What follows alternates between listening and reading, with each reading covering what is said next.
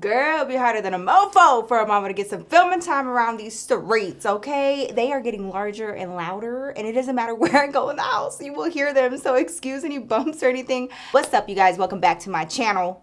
Are you ready for a story time? It's been a minute. There's been a lot going on. Now, I started legit laughing out loud thinking about this story because sometimes I think back in my memory and I'm like, should I have gone further? Should I have done a little bit more? Should I have put in a little bit more sazon on this situation? Because it's still like just the gall, the audacity, bitch. Okay, so we all have like coworkers that like we can't stand, like, you know, whether it's low key, high key, in front of their face, you know, behind their back, all kinds of stuff. Okay, not everybody's gonna mesh in a work environment, trust me, I know. But this one right here, have you ever had a coworker that makes their job their whole motherfucking life?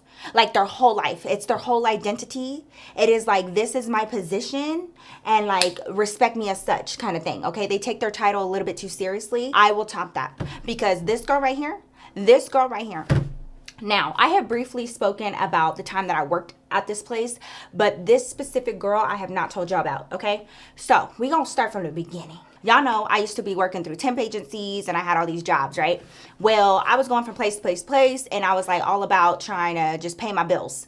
But ultimately, my goal was to go to school and to get my education and to get my degree. And like, I had all of these plans. If you would have told me, girl, I had so many plans in like middle school and high school, girl, none of it came to fruition, okay? At the time, I was like really fighting it because I could not find a moment or an opportunity like to go to school because it was just not feasible. I was a few years into YouTube. I was still, you know, getting my feet wet. I was still learning a thing or two, but I was already making videos, okay?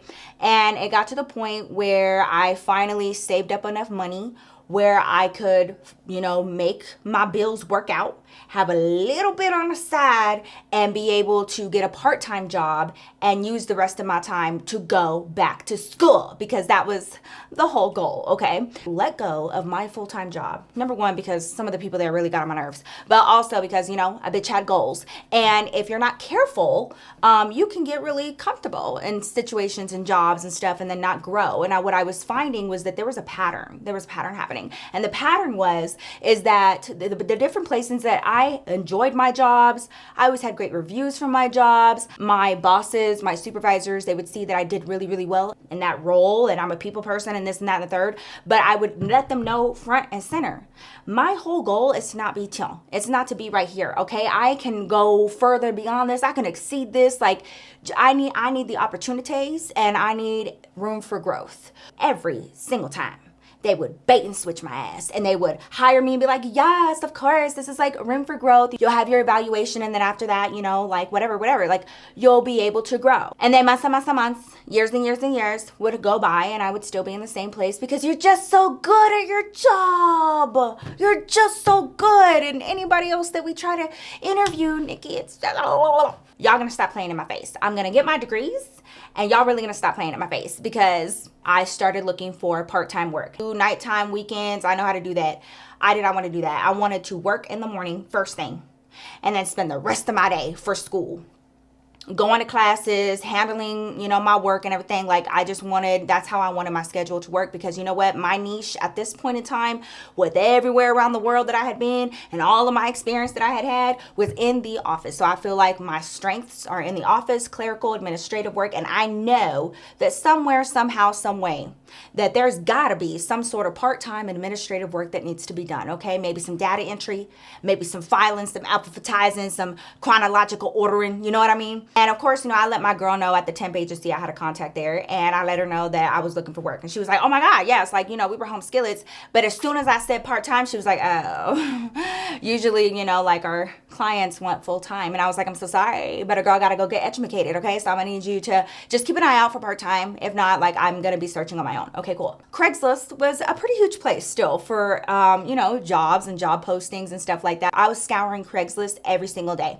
And I would start out at 6 a.m. I was not here to play. Trying to be the first to apply to these jobs. And I'm not gonna lie, administrative work part-time, especially in the morning, these specific hours, slim pickings, man. And it's like really dwindles down your options. I'm scrolling all over Craigslist and I'm scouring and I find this post for an office that needs part-time work. They would tell you like the job description, of course, and then they would give you like the abouts area, like it's around this area, you know, and in this city or this city, like they would give you like the general city.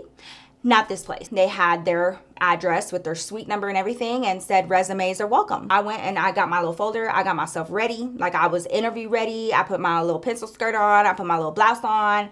I got my little Michael Kors purse and I got my resumes and I took off. And I was there first thing in the morning. It's in a really hoity-toity side of town. It is by no means close to where I live, but you know what? It is part-time clerical work. And a lot of places around here could be good resources for me to like study. There's like big libraries and stuff over there. In my mind, it was working out perfect. You know, I straightened myself out. 3, 2, 1, action match. And I go inside and girl, when I tell you, I walk in. I'm immediately met with 2 girls at the front desk. And right behind them is like a bullpen of all, you know, these cubicles. And you can see every single head pop up, okay? They all see me. And immediately, before I can even say hello, hi. And girl, when I tell you the warmest greeting, oh my gosh, how are you? Nice to meet you. So, you know, great vibes. Also, to top it off, these girls are around my age. So I was like, oh my God, yes. So I was like, hey, you know, so I go in there, introduce myself, and I present my resume, and I was like, hi, you know, I'm here about the posting that you guys had. And they're like looking at each other all excited. You guys are looking for part-time administrative work. And they were like, yes. And they're like looking at each other, and I'm like, okay, great. Well, here's my resume. And like, they just keep like the 2 girls in the front, they just like keep stealing looks at each other like, oh my God, okay, yeah, we'll take your resume, oh my God. And like, you know, just, and I'm like, okay, yeah, bitch, I am the bee's knees. This tall blonde lady comes out, she meets me, and again, she sees me, and it's the same face. Like, I'm talking about, like, I got the gas, bitch. I got the, and I was like, oh my God, am I really looking that good today? Thanks. They were really sweet to me. I go back to her office and we have an impromptu interview. It was very quick, very concise. She asked me about my background, my qualifications, my experience, all of those good things. What are you doing over here? And I told her my goal. And she was like, that is actually perfect because the person that you're going to be, semi-replacing, she's going back to school too. And her schedule, she wants it to be opposite than what you want. So essentially I would be taking over her mornings. She would be coming in, you know, afternoon to evenings. I leave that interview, I got it in my pocket. Immediately after that, I go see my mom. During that time, my mom was having, you know, quite a bit of health issues. We had gotten some scans back, you know, there were some questionable things going on. So we're on like a plan, you know, which means that there are constant appointments, weekly appointments, scans, blood work. There's a lot that comes with it, okay? So I was heading straight to my mom's and I told her and I was so excited. And I was like, Mom, my plan is going down without a hitch, okay? Like your girl's about to have a part-time clerical job and I'm going back to school. And I'm so happy because like things have been such a whirlwind and I've just been trying to survive. And I know ultimately like I need my education and I really want to get my degree. So I go into the office officially to, you know, do my new hire paperwork and everything. I meet the 2 girls at the desk officially. She had one of them 2 name, 1 name situations going on, like Mary Beth, Ruth Ann, Beth Ann, you know what I mean? Like she had one of those. So we're gonna name her Mary Beth. Mary Beth was the ringleader, you hear me? She had like this really raspy voice, like it was very raspy. You know those people that just sound like they're getting over a cold all the time? She was one of them, okay? So she was like, hey, very nice, very sweet, been here the longest, that trained everybody else, that, you know, like this was her bread and butter. Like she was the longest standing one. So she knew everything, all the things. She had all of the extra keys, all of the extra things. Like she knew all the passcodes and the security codes and had an extra key to the office, you know, like all of those trustworthy, the trust is there with her, okay? I sit next to her, I shadow her for about 3 days, if I'm remembering correctly. Very simple. It's basically like it's like a HubSpot. A lot of businesses, they don't have enough overhead, or they either don't have enough overhead or they just don't want to spend the money for a full, complete office, fully staffed, you know what I mean? So you'll have these businesses, whether it be attorneys or psychologists or, you know, anything like that, where they have their business and they want to be able to have people call their business, but they don't want like a full receptionist. Does that make sense? And they each had their number, their office number, come to our line. And we had a database that had scripts per business, and we would answer the phones. You know, when it would call in, it would let us know what number this person is trying to call, and based on that information we would have a script to follow that, you know, they want us to follow per their business. And so we were just answering phone calls for different businesses. Okay. And there was a plumbing company. That one was the hardest because like we were making appointments and we were like having to reschedule things. And these businesses had the option to use us as their personal receptionist for a monthly fee.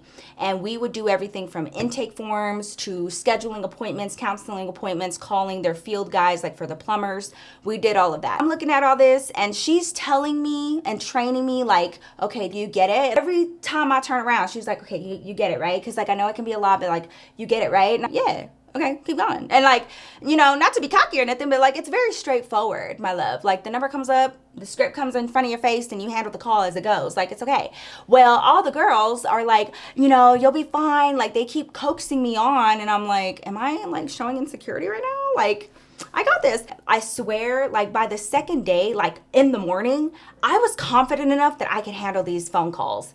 But Mary Beth would not allow me to answer the phones. She would not. She was like, no, maybe we should just have me take a few more calls. You know, like there are a few businesses that you haven't heard the script of. So like, let's just put it off until tomorrow. So I had to wait until the third day of training to answer phones when I know good and well I could have been doing that. I could have been. But it's like she was struggling passing over that torch. And I was like, if you don't give it to me, oh my God, you guys, we're gonna hear her phone voice, because you know you have your customer service voice. And they were like, oh my God, like we're gonna hear it, like don't be nervous, we're here if you have any questions. And girl, when I tell you, all of them got quiet. None of them were taking calls or anything because they needed to hear how I was gonna handle this call. The call comes in, you can hear a pin drop, and I was like, okay. And so, you know, I asked the phone, read through the script. Everything's all good. It's for that office. I do a quick intake form. It was very short and sweet and concise. I get off the phone and they're like, you really did really well. Like typically like people choke. And there was a girl that was in the bullpen and she was like, girl, it took me a while to like be okay on the phones, which I get, okay? But I don't think that these girls understood, like this is not my first rodeo. And I'm not here like as an entry level person. I'm here because I'm trying to go back to school. But see, the thing about people is that typically when you are coming into their territory, they will talk about themselves all the time. Do you think these girls did not have not now one question about where I came from, my experience, my background, what I did before, nothing. They were very, very busy telling me about them and where they came from, how long they've been here, those type of things. So I can understand. You don't know who you messing with. I don't know. There was a look in Mary Beth's eyes, girl. I didn't choke. I wasn't struggling. And I think like her eyes, like she was just like, you know what I mean? Like, oh shit, like, okay, all right, I see you. And I'm like, good, I'm glad. Get a magnifying glass. We're heading up to her last full day. You hear that? Last full day. Not her last day working here. Her last full day. They had a farewell. There was food that they brought in. I was not aware. Oh, we're gonna miss you, Mary Beth. Oh, you know, like, I hope your class does. Oh, I hope they go in. And I'm like, y'all gonna see her, like, am I missing something? Y'all gonna see her in the afternoon. This had to have been a Friday because, I mean, with the food, they also brought in a little drink to, you know, say bye to Mary Beth's full days. I'm sorry. I'm so sorry. We're just chilling and talking and everything. And this is where I start getting to know each of my coworkers and like their personalities, a little bit more about them.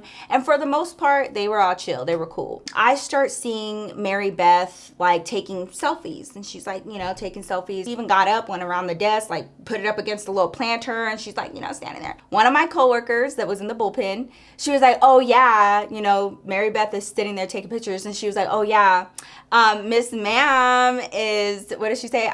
She's like internet famous, you know, she's kind of popping off on Instagram. And they were like, yeah. And Mary Beth was like, stop, you guys, stop. She's like popping off because like she does, you know, I guess she did personal training on the side. She like had a workout page on Instagram, and she had a very cute little body. She had like a little booty, so I could tell that, you know, she worked out heavy. So I was like, oh, okay, that makes sense. So she was taking photos for her Instagram. Once that subject comes up, I can tell a lot about a person. Now keep in mind, I'm sitting there, I got my own stuff going on. Do I talk about it ever? No, because it's nobody else's business. I don't feel the need to discuss it.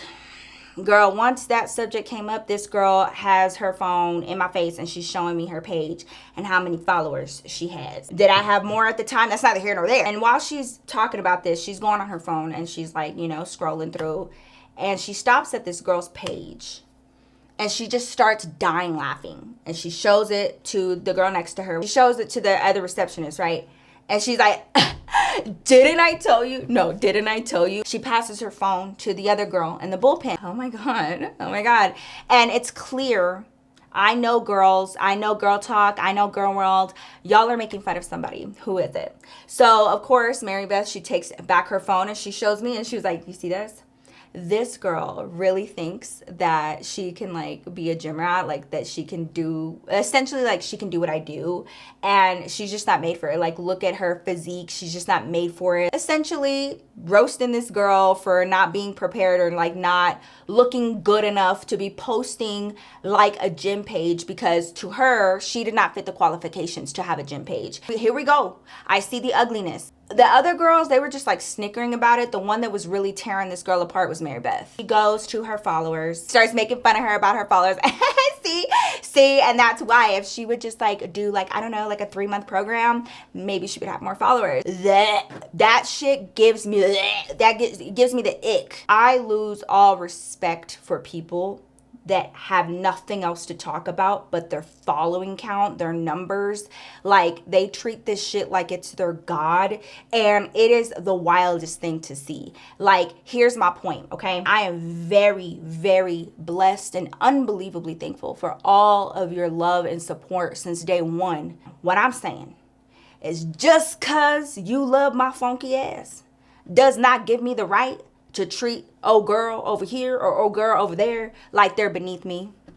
And what I see time and time again is these people that just so happen to get some followers, and all of a sudden they're the judge and jury. You could do everything right by the algorithms all you want to. At the end of the day, it's just by happenstance. But don't sit up here and act like you just God's gift to earth and like you're the person that's like just top tier and where everybody needs to be looking to for an example. Because girl, I have a lot that I could say about how you could up your situation here, because shirt looking a little dusty. But anyways, fast forward, we start on our new schedule and I am finally working solo in this spot.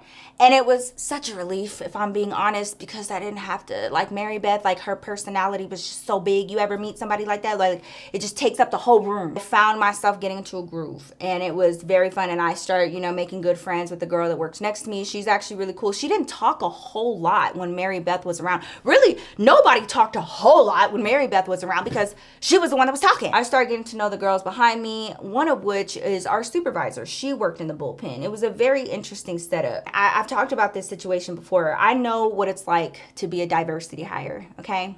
It's also not something that this is not my first rodeo in that regard. But, and however, this was the most in my face, blatant diversity hire situation that I have ever been in. I didn't know exactly what was going on. The way that it was presented to me was, the supervisor one day pulls me aside into her office. Y'all, I thought that I did something wrong. I didn't understand. Girl, I was like so nervous. She was like, you know, can you meet me in my office in like 15 minutes? And I was like, oh my God, what did I do? She asks me if I would be willing to be a part of a meeting. And there were a few people that wanted to ask me a few questions about my time and my employment here. I had been there a matter of weeks, if that. Like, very little time. So I am so confused, but I like this. This job is working out well. The schedule is working out well. I really don't want to mess anything up or like rock the boat. It's like comforting. And she's like, it's not that big of a deal. It's very routine. They just want to know, like, you know, how you're feeling your first few weeks here. I had very little time to make a decision, to think about it. It was like yay or nay, because it's happening and I need to know if you in. And I was like, I mean, yeah, I guess. Your girl ends up in a damn conference room with 2 strangers. First, my supervisor was there with me, but then she ends up getting up and leaving the room. And I am in this room with these people, and they are asking me very pointed questions. How have you been liking your position here? Great, I love it. And how have you been feeling as far as the office dynamic? You know, have you been feeling comfortable? Yeah, Yes. Do you feel like you are doing well with your coworkers? How have the relationships been with your coworkers? Yeah, everything's great, you know, like, and the whole time I'm so confused, and I think they can feel it, and they're like, you know, we're almost done. We just had a few more questions. We just wanted to know, like, you know, if you've had any issues and stuff like that. And y'all, the whole time I'm like, no, like, I mean, I'm fine. My supervisor comes back in with another lady, and this lady is a notary. She's a notary. She got her little binder and everything. And she comes and sits down. I know what a notary looks like, girl. I've worked with enough of them. She comes and sits down at the edge of that conference table, and they present me with a piece of paper. They are asking for my signature, stating that I had this interview, okay? I read through it. You know me. It was just a synopsis of what happened today, the two individuals that I talked to, a synopsis of what we talked about, and my signature and the date. That was it. I was not agreeing to anything. I was not doing anything. It was just the fact that they were here and they spoke to me, okay? So, sign, date, notarized. And I was like, before I know it, I blink, those people are gone. The entire office is like, so I could just feel like the whole vibe shift. The entire time that these people were here, everything was very tense. Even out like in the bullpen with the other girls, like they were just very silent, very quiet. It was almost like they were holding their breath. These people leave, and they all have questions for me. Nikki, how did it go? And my supervisor is asking me. It was like very much a girl world type of thing, which this is like the fine line. Where I came from was very like corporate world. You don't do that type of thing. HR don't play that. Like you don't have these very serious conversations in a public setting. You were supposed to be using your office with your door that is provided for you for such situations. But my supervisor was very immature for her age. She was like in her mid 40s acting like this, okay? And she is out there in the bullpen with the girls, and she's like, oh my God, like little schoolgirls. How did it go? What did they say? What did they ask? No, what did you say? And like, I'm like, oh, yeah, okay, yeah. And so, you know, I give them the information, and I'm looking at my supervisor, and she's cool with it. So I'm like, okay, well, I guess I'll talk. So I tell them everything that happened, and they're like, oh, okay. And again, they're taking this huge breaths and yes, and great and wonderful, okay? I'm in the middle of work, and it is like mid-morning, and I get a call from one of my friends, and she lives out of state, but she's like one of my best friends. She never calls me at this time, ever. So I looked down at my phone. It's kind of weird. I let her go to voicemail. She could text me. She calls me again, and I'm like, wait, my girls don't do that. This is an emergency. So I tell the girl next to me, I'm like, I'll be right back. I'm gonna take a bathroom break. She was like, okay. I take my phone. I go to the front of the building, and I call my girl, and I'm like, hey, what's up? Girl, it was very much a friend thing. It was like a very convoluted situation. She's crying. We call my other bestie. We're all on three-way trying to figure this out. We start, you know, coming up with plans to meet each other after work for it, you know, whatever. And it was a very rare occurrence. This never happened, okay? All of a sudden, I see this car drive up to the side of the curb. There's a man driving it, and there's a girl in the passenger seat, and I'm on the phone, and I'm like, yeah. And, you know, I'm just like, I just can't help but look, because, like, you know, it's happening right in front of my face. This girl steps out of the car, and she got all kinds of bags with her and everything, and she starts walking up the steps right where I'm standing towards the front entrance. And the closer she's getting, I'm like, why is Mary Beth here? I need to figure this out with my besties first. Okay, we got it situated. Okay, I'm gonna meet you after work. Okay, love you, bye. She's walking in, hey, Nikki, and she's got like all these bags with her. And I'm like, hey. I'm like short-circuiting, because like, what are you doing here? Because like, I'm here so that you won't have to be here. So why are you here? Just like, I had a lot of studying to do, and I figured, you know, why not come study here? And if you guys need any help, you know, I'll be here. But yeah, it's easy for me to concentrate here. So yeah, I was just gonna come here and like take one of the cubicles and just study. All the girls are so confused, and they're like, hey, what's up? Like, you shouldn't even be here. Like, what the fuck? And she was like, told them her spiel, and they were like, okay. And sure enough, she takes one of the empty cubicles, and she sits back there. Do you think that she studied? The whole rest of the day, she is just talking and hey, and over the cubicle and doing this and that, sharing snacks, and like, the only people that take phone calls are me and old girl at the front. They're back there just being loud as hell, and I'm like, trying to like give them a look like, shut the fuck up. Because quite frankly, she shouldn't even be here, like straight up. She didn't even go here. No, listen to me, listen. This girl brings her food into the office. This place is small. You can hear everything that everyone is doing at all times. She goes into the kitchen. She has some sort of soup, broth, or noodles. I don't know what it is. It just has some sort of broth in it, okay? She sets the timer. She walks away, and she is giggling in the cubicle, and I start hearing this thing start popping. And you know how, like, when soup pops, that type of sound, okay? Pop, pop. Mary Beth, the microwave. Girl, sure enough, she goes and gets her stuff. And she comes out. She's holding a bowl, and she comes out and starts laughing, and she's like, oh my God, it like made such a mess in the microwave. Oh my God. Decides she's done studying. She packs up her stuff. Like I said, she didn't need to be there all day. As I started working there more, her schedule at school was changing, and like I ended up working a few full days out of the week. I want to say like two full days out of the week. She should not have been there at all this day.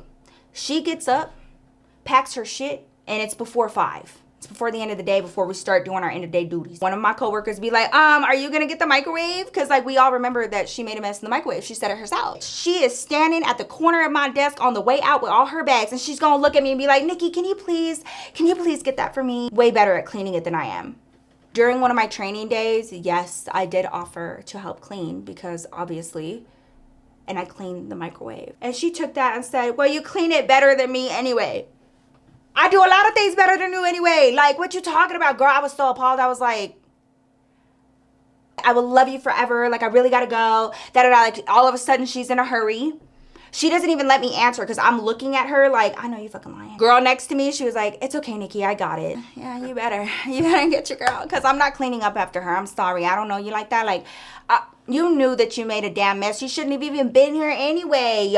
Why would we even, girl? Anyway, so I was like, you want to clean it? You can clean it. I'm not cleaning it. So sure enough, I was just appalled. Like, why are you looking at me? Out of everybody that you could even look at, including yourself, you gonna look at me?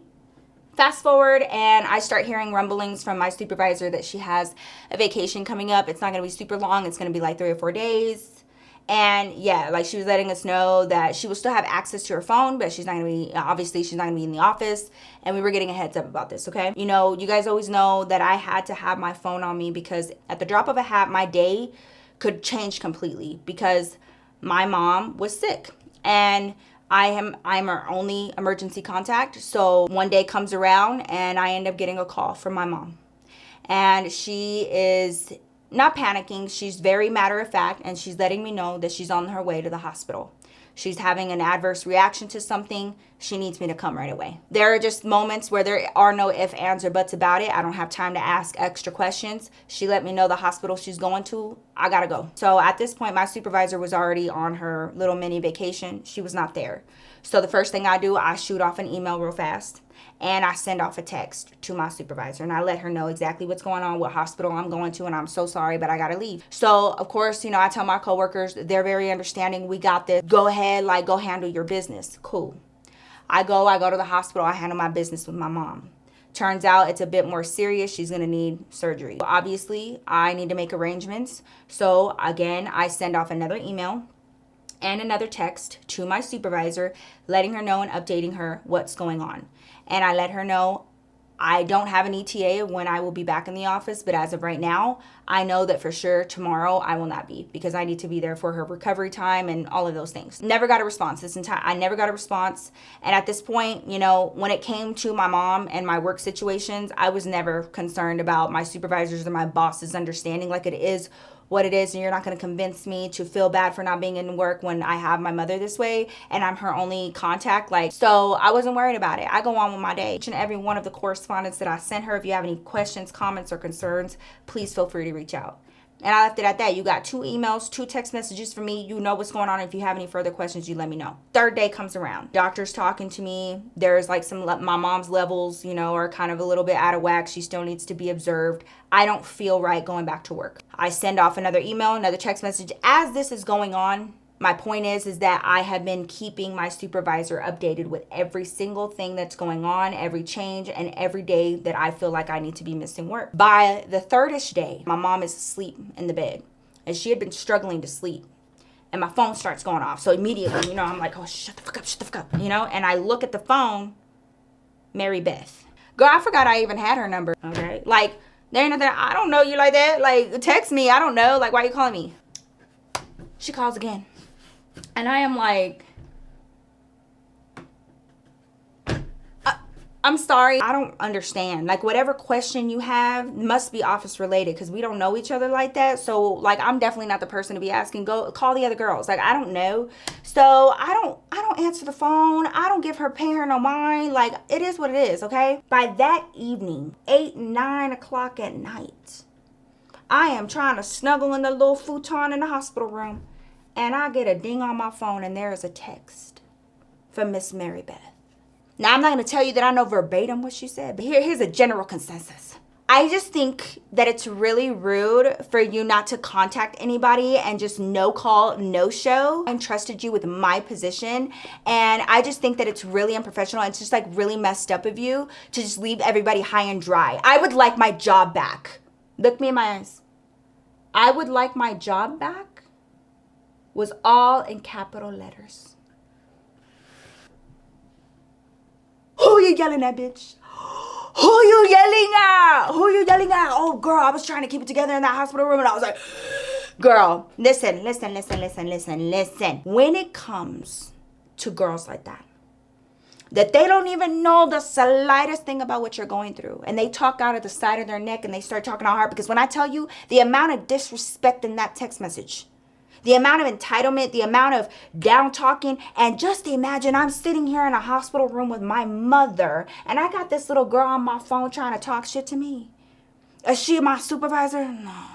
And they usually won't be. It's always somebody that ain't got no business being up in your business. I would like to reiterate, I have the professional background in this situation, not her. I don't know who she thinks she's talking to, but if you think that I'm going to play with you, little girl, absolutely not. You will learn your place today, and that place is not a supervisor, hunty. I screenshot that shit. I email it and text it to my supervisor. This is extremely unprofessional and uncalled for. I don't appreciate a coworker and a part-time employee contacting me about my personal circumstances and my position that I currently hold. They do not get to contact me on their personal phones, no less, about my personal issues. They are not my supervisor, and this is completely out of line. I am not okay with this. I would appreciate it if you got your employees in check. I sure the hell did. By the next morning, I'm receiving an email apologizing from my supervisor, agreeing that it was completely uncalled for. She apologizes. My position is still available. She never had an issue. I never got a response from my supervisor. I didn't even know if she was receiving the messages, if she was reading them, because again, she was on her little vacation. I wouldn't have even blamed her. My only job was I notified you. I left the door open for you to contact me, not that little girl. This was the straw that broke the camel's back, because that meeting that I had earlier, right before this happened with my mom, I had just had a conversation with those same people. They came back, like, I don't want to put a time on it. They came back at a later time to check in on me, okay, and how things were going. And I just had a meeting with one of them this time, and it was a guy, okay? And it was the same, he was there during my initial meeting. Well, anyways, girl, this is when I found out that the reason why they were there and they were interviewing me and they had my statement and all of that, and they wanted to know, was because this office as a whole had a complaint filed against them because the previous person that was employed here was a trans woman, a Latina trans woman, and she was being discriminated against by the girls in this office, mainly Mary Beth. By the time this situation, I had just found out, like, days before this happened with my mom. So like when I heard that, y'all, I was floored. I was disgusted. I was floored, and I felt bamboozled, and I was like, oh, it all makes sense. Why, like, they all had this look of relief the minute that I walked into that door to apply for this position. That's why. Because I helped get them out of that situation, and the optics to look right, because they had this interview coming up because they had a complaint against them of that nature. My position is still available. Girl, no, because I was already trying to leave anyway, because y'all funky found to the left, and like, I don't appreciate y'all using me like that to get your asses out of hot water, because y'all know what the hell y'all did. I get an email that, payday, and I could come pick up my check first thing in the morning. Don't ever think that you know what is going on in my life. Don't ever fool yourself into thinking that you even know an iota, bitch, about what's going on in my life. And for you to come at me sideways like that and be talking to me like I'm one of your little employees, bitch. With all caps. Oh no. I get there and I go into the office. And before I even walk in, I can see through the glass doors. And guess who's sitting right behind that desk? Mary Beth. And girl, she looks at me, I look at her, and her whole face falls. And I'm like, I'm here to pick up my final check. Yeah, okay, she starts calling my supervisor.